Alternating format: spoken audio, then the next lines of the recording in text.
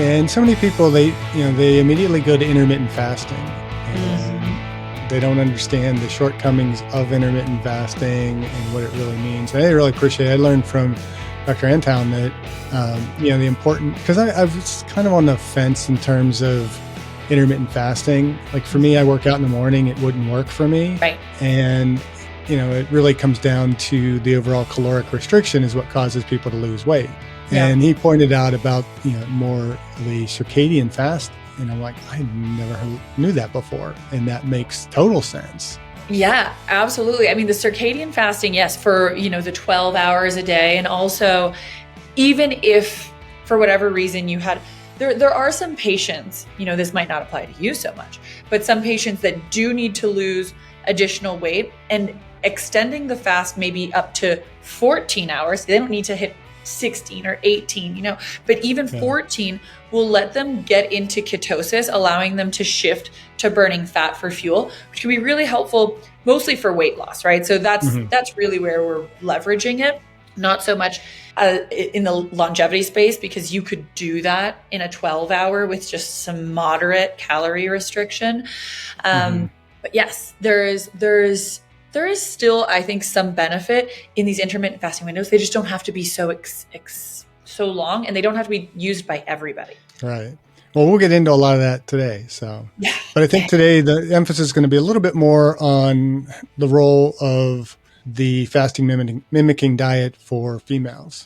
For sure. Let's dig into that.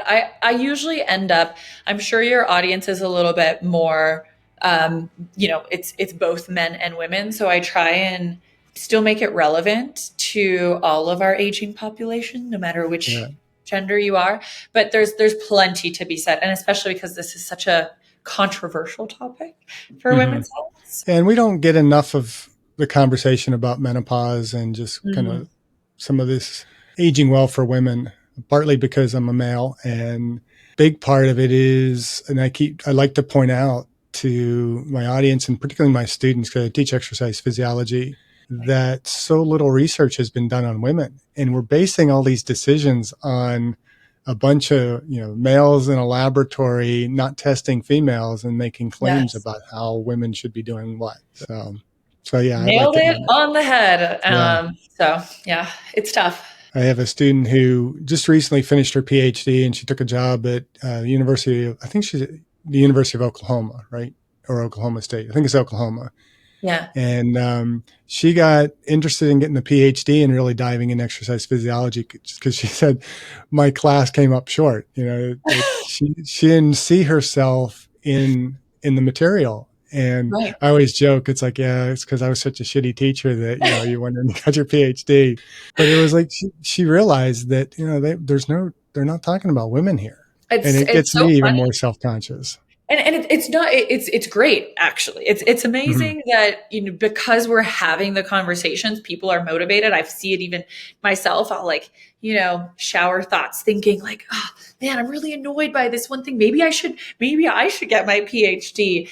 And so I'm thinking about how I can support with more women's research, specifically in fasting, because this is an opportunity and such a really a great space. I think that people are shutting down when there's so much opportunity. And that's the most painful part for me, because it's one thing to just say, well, we don't know, but it's another thing to say you shouldn't do it where there is possibly an incredible outcome. So it needs to be researched. Well, I don't want to, let's get it. We kind of recorded some stuff, but let's leave it open. We were recording. We could go back, steal it. Yeah. I might pull some clips out of that if I have to. So, but typically what I do, I have the kind of introduction recorded. And so it's just kind of welcoming you and just have you tell a little bit about yourself. And then we'll just kind of get into all the questioning about fasting mimicking.